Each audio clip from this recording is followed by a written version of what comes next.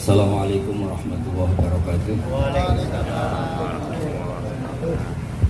Bismillahirrahmanirrahim. Nahmaduka ya ghafur ya syakur wa sholli wa sallim barik ala sayyidina Muhammadin wa ala alihi wa sahbihi ajmain. Amma ba'du. Pengarsa para alim alama, para kasepuhan, para kiai kang sangat kula hormati. Utamanipun Kiai Haji Ahmad Mustofa Bisri dan keluarga, Gus Yahya, Gus Menteri dan GG Sepuh dan wonten penantang kula fikih Kiai Marzuki. Penantang. Ki Malang ngoten niku. Terus kapan-kapan struktural pengurus NU niku piyambake Suriah mawon ampun tanfidiyah. Nggih kula memang dari awal rupa takdim teng Mbah Mus, kula boten biasa pidato lambi kados Kiai Marzuki. Kula 20 menit. Ngeten nggih. Jadi fikih kita niku fikih Syafi'i. Imam Syafi'i itu ngaos kalian Imam Malik. Ngaos usul fikih kalian Muhammad bin Hasan Asy-Syaibani, muridipun Abu Hanifah. Niki penting kersane sanad terjaga. Mriki riyen wonten Ki Bisri, murid saking Ki Khalil Harun.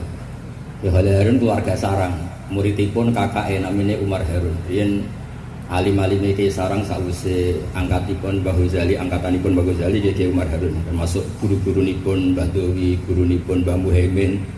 Santen keluarga kula Lasem nate ngaos Mbah Umar Harun, termasuk biyut kula kandung namanya Mbah Dimyati. Lalu ini alhamdulillah wau Kiai Marzuki mun panjang lebar rangno fikih. Dan alhamdulillah tujuannya selalu gak sah. Nggih. Kula maturaken Gus Samtong, Kiai Marzuki senane gak ngesano sembelian, kula bagian sing kesano. Karena kalau ndak ada khilaf itu kasihan umat. Kalau umat ini tidak ada khilaf itu jadi repot. Sebab itu teng pondok-pondok diajarkan kitab namanya Mizan Kubro, wonten kitab Qalyubi Umairah. Itu logika yang dibangun itu kecuali mut'ah. Kalau mut'ah itu kita sepakat haram semua. Karena kalau kamu tidak mengharamkan malah kemecertok kepingin. Jadi haram mawon. Ngeten kalau logika yang di kitab Mahalli. Ini kitab kesukaan keluarga Sarang. Di Jualiyah pasti diajarkan kitab Mahalli. Misalnya dzabihah atau masalah salam, masalah sujud, itu mesti ada kaul awal, kaul sani, kaul salis. Dan itu ada pandangan yang nggak bisa dibantah. Misalnya sujud itu ya normalnya ya umur itu an asjuda ala sapati alumin. Saya diperintah Nabi ini sujud melibatkan 7 anggota, al jabhah wal yaden wal rukbaten wal qadamen. Sudah 7 kan?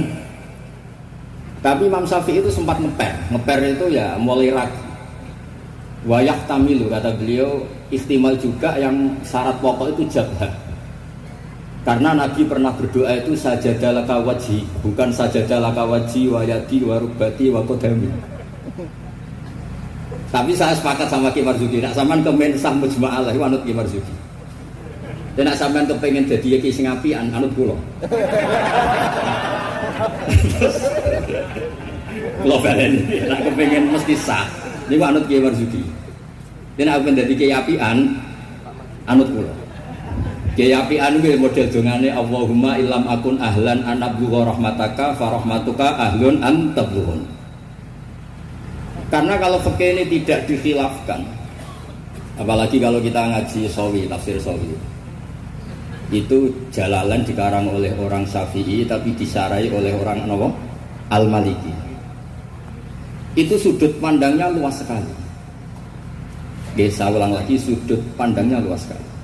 Dan kita misalnya semua di sini termasuk Mbah Mus, sanadnya itu sama. Karena indukan di sini itu akhirnya kita ngambil Mbah Hasyim.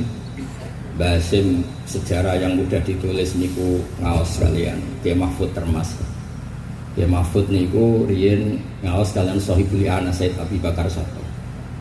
Wau Kiai Fakih Miftah niku keluarga saking Mbah Mas Kumambang niku riyen nggih radi rivale Kiai Hasyim. Terus Kiai Fakih niku penentang Mbah Hasyim dalam bab kentongan. Terus sing Mbah Hasyim nate berpikir harame kentongan, sing Mbah Fakih bilang kentongan niku napa? halal. Padahal itu roh Islam kalian wakil satu. Ya akhirnya kayak lucu. Cerita yang beredar sing terkenal riyen keluarga mriki nggih ngaos teng Mbah Dimyati Termas, adikipun Kiai Mahfud. Itu cerita yang terkenal itu Kiai Hasyim mau rawuh ke Termas, semua kentongan disembunyikan termasuk beduk. Mbah Hasyim sempat GR, wah bagus-bagus anut madzhabku. Setelah jagungan sama Kiai Dimyati, adiknya Kiai Mahfud, santri yang lugu itu matur, "Mbah, kentong beduk sudah disimpan, aman." Ternyata kok bodon-bodonan tok untuk menghormati napa? Mbah Hasyim. Lalu karena logika yang dibangun itu orang seneng Mbah Fakih Mas Kemampan. Niku senajan tok NU lah gitu teng nganggo kentong. Kiai Fakih itu mboten trimo nak kentong itu disamakan dengan nakusun nasoro, kentongnya tiang nasoro. Karena fungsinya niku tiang kebakaran nggih kentongan, tiang banjir nggih napa? Kentongan. Jadi tidak identik untuk manggil orang ke napa? Biak atau kekanisahnya orang Nasrani. Jadi punane kuno, khilaf itu harus kita jaga. Ya saya ulang lagi, khilaf ini harus kita jaga. Ikhtilaful a'immah napa? Tapi tadi basisnya harus ngaji. Dulu itu ya orang sholat jenazah itu ya normal. Jenazahnya di depan, yang nyolati ya di timurnya berarti kalau di Indonesia. Lalu ya ada saja yang usil, itu syarat sah apa adat? Ya ada ulama yang mungkin ya kados Mbah Marzuki, syarat sah. Terus ditakoki, "Lah nek salat gaib piye? Mayit ning Surabaya salat gaib wong Rembang." Akhirnya mulai ngepek. Yang syarat di depan tuh imam bukan jenazah. Akhirnya ya wong akeh. Wong akeh nggih tiyang kathah terus. Ya nek jenazah ono ning ngarep, nek jenazah ono ning mburi lah. Lah itu kan logika fikihnya kacau. Kacaunya itu ya itu syarat sah apa syarat adat. Artinya kata wajadna salafan wa khalafan. Tawaf di Ka'bah juga gitu. Imam Syafi'i itu bersikukuh kalau tawaf terlalu dekat itu enggak sah. Alasannya di situ ada tonjolan sagarwan, tonjolan pondasi. Jadi kamu tidak mengitari Ka'bah tapi di atas Ka'bah. Tapi kata Imam Malik, kata Imam Hanifah, ya serapopo, ini wis kecelok mubeng kok repot. Jadi memang mulai dulu, saya ulang lagi mulai dulu. Itu lama enggak debat itu enggak bisa. Karena di ranah yang tidak al-usuli, tidak masalah akidah, itu sudut pandang itu luas, midan kalau orang bilang midan. Sebab itu riyen setiap ulama nanti dibully. Wah bisa-bisa. Abu Hanifah itu nanti liwat tenggene daerah wisata. Sepatah penyanyi-penyanyi wedok nyanyekno tiang-tiang suga-suga wong lanang-lanang. Bareng Abu Hanifah rawuh lewat iku menengcep, mohon niat itu menengcep. Abu Hanifah ngendikan ahsan tunnah. Terus imam yang rival beliau, Ibnu Abi Layla itu rival beliau. Suatu saat ada masalah di pengadilan, Abu Hanifah jadi saksi. Kamu tidak sah jadi saksi. Karena ketika melihat penyanyi-penyanyi kamu bilang asam, nah kamu bagus, kalian semua bagus. Itu tidak sah, masa kiai kok melegalkan penyanyi-penyanyi cewek, penyanyi-penyanyi putri. Kata Abu Hanifah, saya bilang gitu itu ketika diam apa ketika nyanyi? Ketika diam. Lah ya maksud saya pas diam itu bukan pas nyanyi. Jadi mulai dulu tuh kiai itu dicari celah salah. Dan itu seni jadi kiai. Jadi kalau tidak ada orang yang menyalahkan itu mungkin dia kurang cerdas. Lalu kalau matur ke Samtong, gue udah khilaf gue Suli, soalnya mantu-mantu itu saingan. Saingan kerbut warisan nopolas pokoknya saingan. Ya maksudnya warisan kiai kan juga ilmu. Karena kalau nggak saingan itu terus nopo, nggak mutu. Oh kan kalau matur ke Suli, jenengan pun ngorek isi terus kali-kali ngorek fikih. Nah ngorek isi aku enak, yang bagi enak fikih kan ya jibu alika. Jadi tersangka, baru kayak jadi tersangka itu terus kuat. Pulau lu senangannya mau coba fikih. Karena dengan baca fikih itu orang menjadi terkhitopi oleh Allah Taala. Enak sampean waca tasawuf untuk fasilitas. Bisa gede di sepuro. Wedhus sam kaya apa dulu raine Pak Marzuki sepuro, ora itu kan. Itu tasawuf. Fikih boten. Oh fikih itu ekstrim.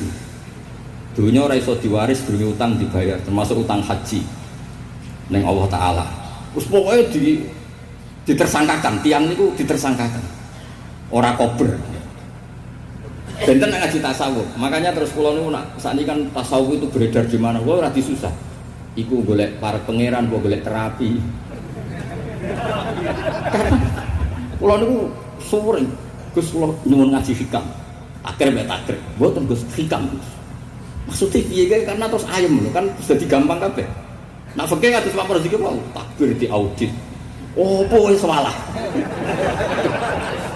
Lah sapa mboten guyu-guyu eling pangeran wis kaya wali yo penak. Mungkin itu seruwe pot muni Allahu Akbar kepanjangan A niku ya salah. Allahu Akbar itu salah, itu jadi istifham. Berarti maknanya apakah Allah itu maha besar? Tapi nak cara kula iku sing maknane istifham Pak Marzuki sing maca dhewe iku maksude ya Allahu Akbar Allah maha besar. Wong sing maca dhewe kok sing maknane. Tapi kan mesti kepengen sanut Pak Marzuki. Tapi mau nak kepengen dadi kiai api anut kula. Kula niku saking senenge kalian umat Rasulullah sallallahu alaihi wasallam, saking seneng. Niku kitab mazhab apa saja kula waos. Untuk supaya wong Indonesia iku yo ono sae. Wong-wong dia yo darani ra salah nggih. Ono tak golek-golekno.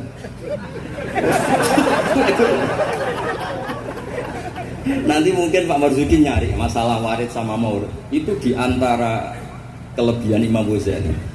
Awal ngarang Ihya itu di bab Toharoh, di bab Al-Muzal wal Muzalbah. Itu diantaranya beliau tidak membedakan antara air dikucurkan sama air najis bena ijanatin fiyama wa bena iradil ma. Termasuk nggak bedakan masalah kulatel. Sudah sadar termasuk. Karena yo repot. Terus ampun maos lho. Terus kula niku alhamdulillah kula niku diundang ke pengajian umum nak mboten wong sepuh ya mboten purun. Terus jangan berharap Gus Samtong, Gus Taqiyuddin bisa ngundang kula. Nanti ngundang kula mboten purun. Mbak Mas Biki ampun kapundhut. Nah Mbah Mus mboten wani. Kula niku sing mboten wani nolak niku kok Mbah Hamid mergi Mbah Hamid itu misanane Mbah kula. Mbah Mus. Nah sing nom-nom ngundang niku nggih ra dikualat kira. Mboten krana napa-napa kula niku nyenjih tenan maksudnya mulang ngaji. Nak Pak Marzuki ora tarung ya. Tarung ya kan. Wonten mawon kurbane wonten mawon sing bener jan. Tapi itu saya lah memang ilmu harus. Jadi kalau misalnya tawaf tadi. Tawaf itu banyak ulama yang mengatakan betul di manzilati sholat, tapi ya ada se-ekstrim banget kayak sehingga Said Muhammad itu punya bab namanya tawaful haid. Tawaful haid, tawafnya orang yang haid. Padahal tawaf itu kan harus suci. Tapi masalahnya kadang pas dia haid, pas harus tawaf nopo ifadah. Itu banyak ulama yang mengatakan ya sudah tawaf saja. Tapi nunggu waktu yang mepet. Nah, karena mepet ini penting untuk ilah hadid darurat. Nah, ternyata beliau juga sudah baca, tapi beliau tadi gak mau cerita. Senengane ku ndelok wong wedok sing kata aurat lho, kowe wis ora yo.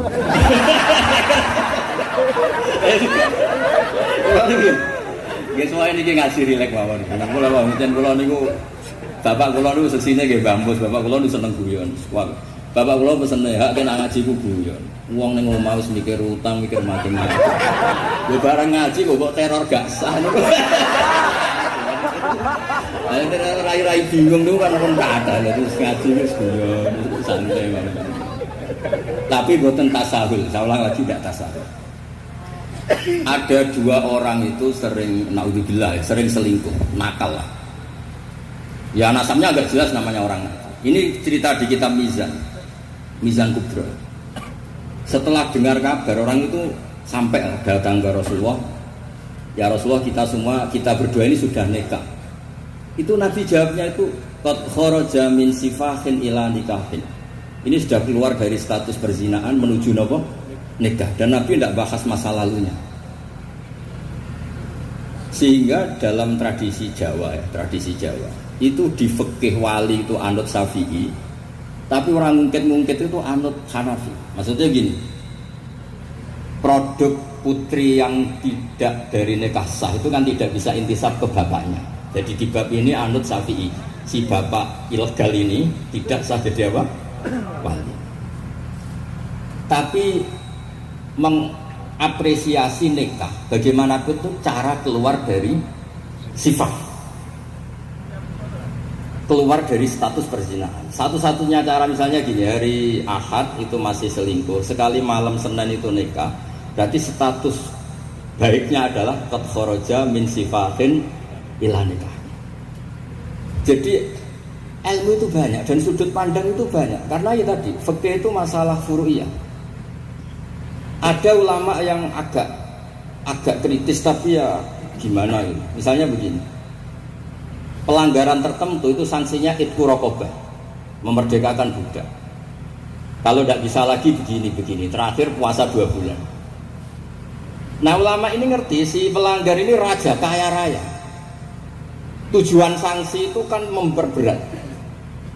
Kalau disuruh merdekakan budak gampang sekali karena dia orang kaya, maka sanksinya langsung disuruh puasa 2 bulan. Alasannya yang namanya sanksi itu yang kira-kira orangnya itu kapok. Ini kalau sekedar terkait uang, itqu raqabah itu gampang sekali. Apalagi kalau misalnya mun ngantem mriku mawon ben gak kulino ngaji mangan pun. Sama lagi, misalnya di kafaratul qatli yang khotok atau kafaratul yamin. Kafaratu tamu asharati masakina seterusnya atau apa saja. Kan biasanya kafarah itu sosial dulu. Saya ulang lagi, biasanya kafarah itu sosial dulu, merdekakan budak. Jadi budak itu kan tidak enak betul. Jadi budaknya kiai aja gak enak, apalagi budaknya orang gak soleh itu tidak enak betul jadi budak. Sehingga semangat Islam semua kafarah itu bentuknya itqu raqabah. Tapi si raja ini kaya raya, kalau disuruh merdekakan budak atau ngasih makan 10 orang miskin, etam itu mudah sekali. Sanksinya puasa saja biar kapok. Karena dia cara pandang tujuan sanksi itu bikin kapok. Agak masuk akal. Tapi banyak ulama yang cara pandang ini ada jumlah tadi itu sedikit. Saya dulu sering sowan Mbah Mus, yang paling saya kenang itu nasihat ini. Nak jare badolah. Wong loro, nak rawali ya sering nyetel radio. Milih aja itu kalau instingnya tidak insting wali ya pengalaman, apa? Karena fatwa fikih itu butuh tajribah, butuh pengalaman. Begini, merdekakan budak itu bagus, menguntungkan yang dimerdekakan. Gak penting yang merdekakan ini mudah apa enggak. Semangat Islam itu menguntungkan orang lain ini tidak penting. Saya ulang lagi ya, kalau ulama yang pertama tadi, Ba'duhum itu, kalau disuruh merdekakan budak atau ngasih makan orang miskin kan mudah sekali bagi orang kaya raya. Sanksi yang berat dia disuruh apa? Puasa. Masuk akal dari segi pelanggar ini. Dari segi pelanggar ini. Tapi dari segi sosial, menguntungkan mana? Merdekakan budak apa puasa? Merdekakan budak. Lah sekarang Islam itu lebih berkeinginan merdekakan budak apa berkeinginan ngasih sanksi orang ini? Merdekakan budak. Falak tahamal aqobah wa ma adraka mal aqobah fakku raqabah. Akhirnya ini jadi ulama yang minimal. Dibully kalau sekarang.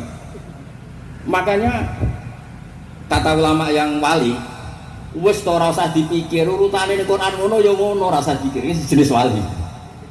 Yang jenis peneliti, semangat Islam itu merdekakan budak, bukan memperberat sanksinya pelanggar. Itu tidak penting. Nah ini sudut pandang. Jadi mau tidak mau. Makanya saya ini matur nuwun lah. Makanya tadi ketika Pak Marzuki naik langsung maju, lalu sering delok beliau, tapi pengen petarung gitu. Agar fatwa ini orang korban. Ya bagus lah, memang fikih itu butuh munazih itu petarung. Supaya ilmu itu hidup, bukan petarung yang tadi pakai santet, pakai apa enggak. Memang ilmu lah.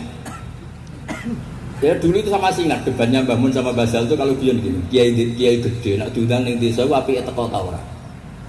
Ada yang bilang ya sapi teko lah sakake wong desa. Tapi survei membuktikan apike ora iku kan jobe cilik. Dimbat pisan mbek kiai gede. Harus ada sudut pandang itu. Lah iya makanya kan ya rono pas orang ngaji kan iso.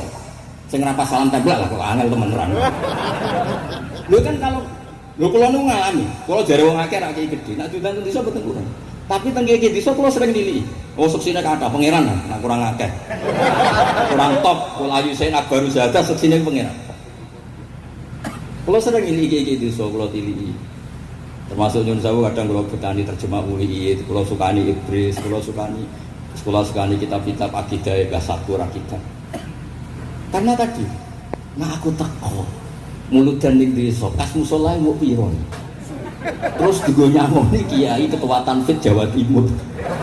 Oh iku kentekno kotak yakin. Iku ra merakyat iku. Lah nek alasane tawadhu istili pas ora ono salam tempel. Istili jaturi.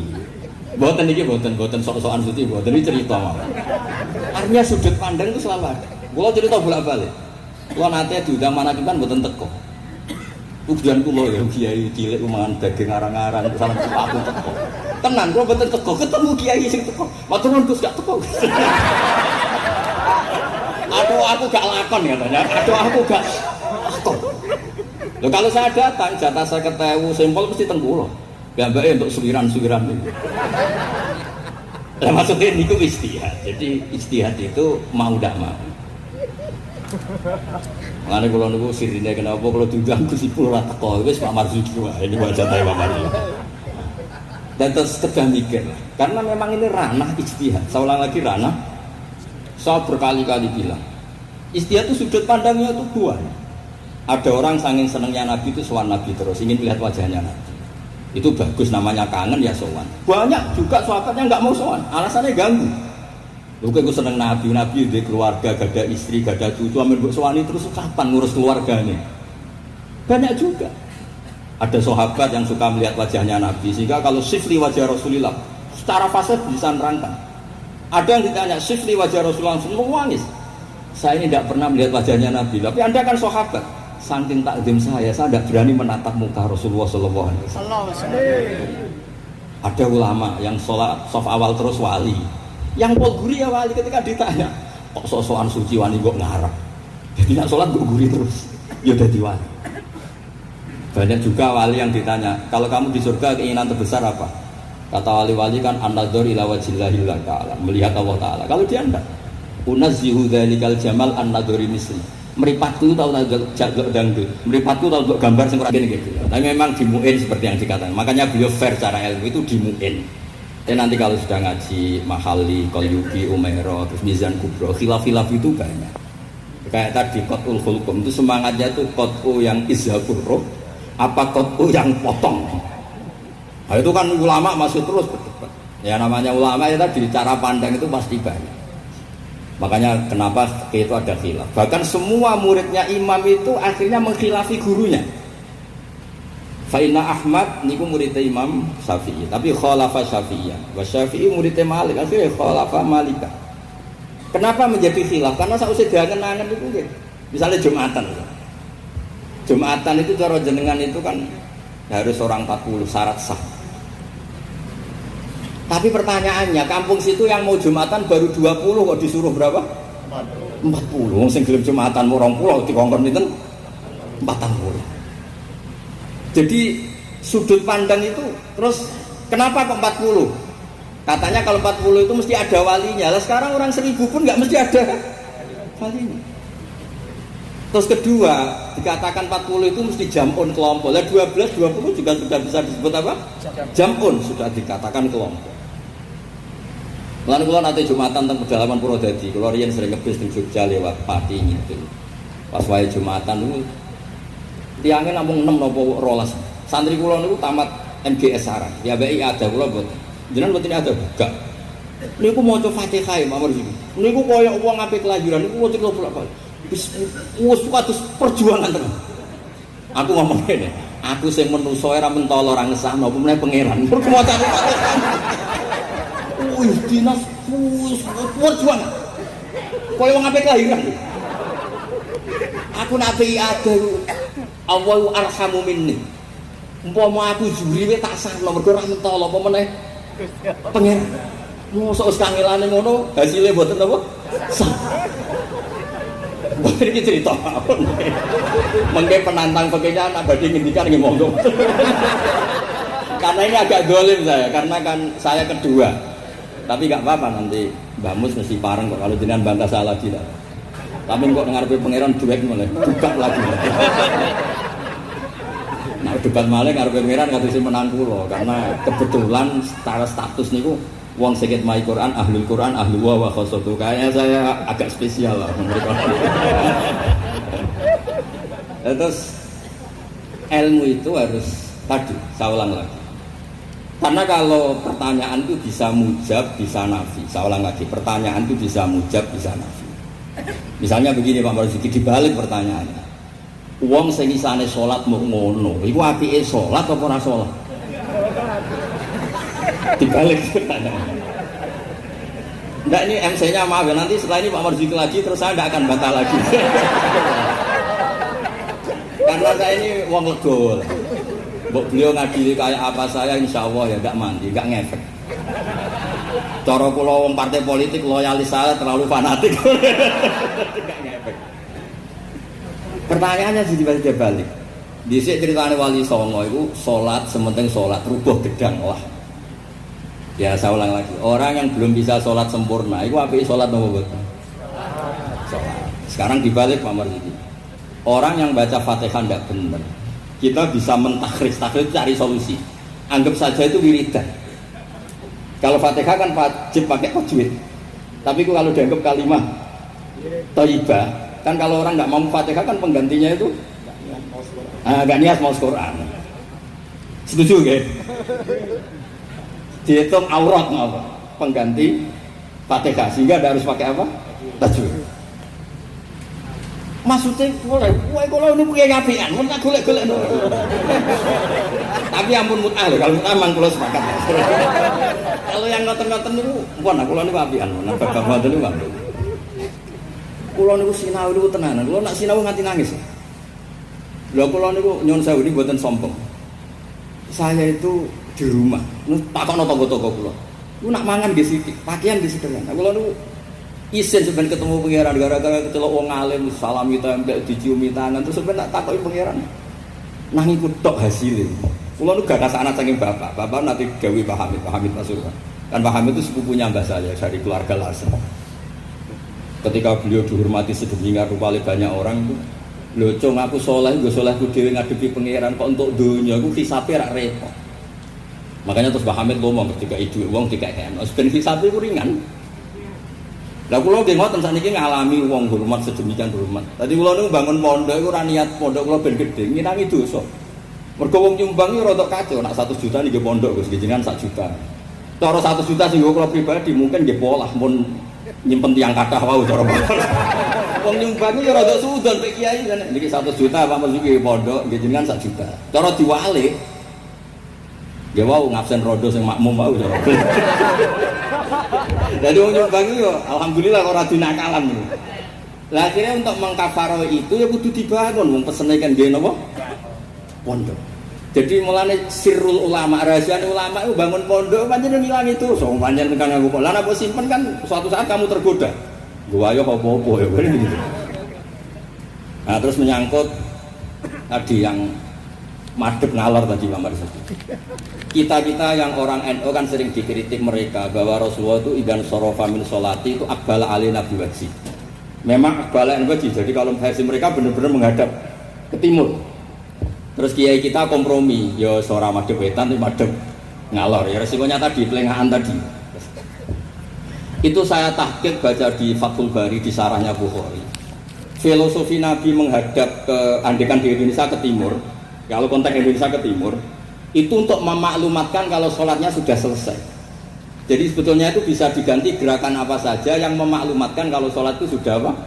Selesai. Takutnya Nabi ada orang yang iktam mabihi walam yadri annahu qad qada sholata. Takutnya itu ada orang makmum kiranya Nabi fi sholatin ternyata sudah ada sholat. Berarti apa?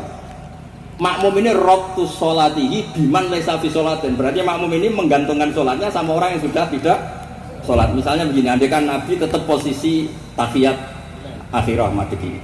Nabi tentu khusyuk anteng. Terus Gus Samton datang, ngiranya saya masih sholat makmum. Usolli apa makmuman. Padahal hakikat saya sudah tidak sholat. Berarti apa? Menggantungkan sholatnya, diikatkan sama orang yang sudah tidak. Nah karena Nabi takut seperti itu, beliau menunjukkan satu gerakan fisik yang menunjukkan kalau beliau sudah tidak sholat. Makanya sirinya kiai-kiai alim itu kalau misalnya nggak merubah posisi karena sanad torekohnya gitu, bilang asal-usulnya mesti kenceng. bersalam astagfirullah. Karena ini untuk memaklumatkan ini sudah ada sholat. Ya clear gitu. Maksudnya itu pentingnya ngaji tenanan, mau kitab tenan. Kalau nak diundang tiang nak betul pernah sepuh, tak anggap haram tenan, sesuatu haram. Karena yang belum diundang pun kata sudah. Kalau yang sinau tenanan sudah bisa dihitung dengan jari. Dengan termasuk pulau lah, niat sombong termasuk pulau. Nah, ke samtam rambut saya kan betul. Mau kita tekan dulu, murah apa guys? Saya wajib. Nak dengan gue tak kayak kitab.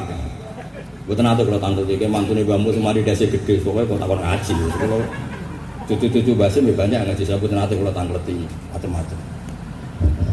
Jadi penting supaya kenapa tradisi toriko banyak orang-orang soleh yang tetap menghadap barat, tapi astagfirullahnya dikeraskan untuk maklumat kalau beliau sudah enggak soleh.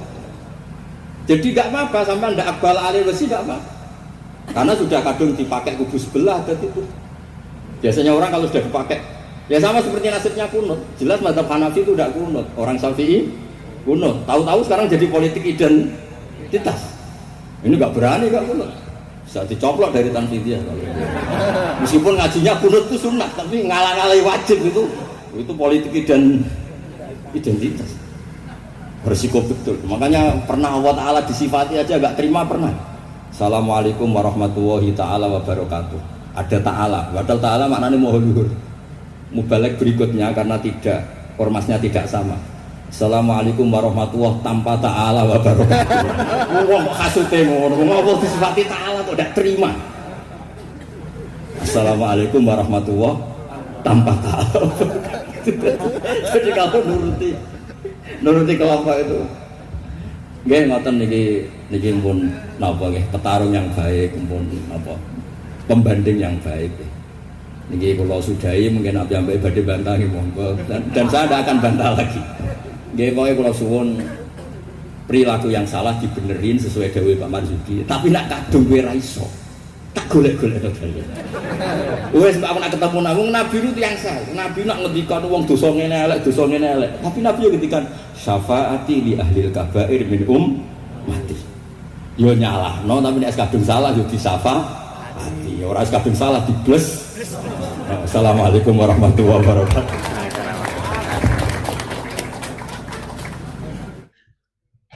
Subhanallah wa bihamdihi adada khalqihi wa ridha nafsihi wa zinata 'arsyihi wa midada kalimatihi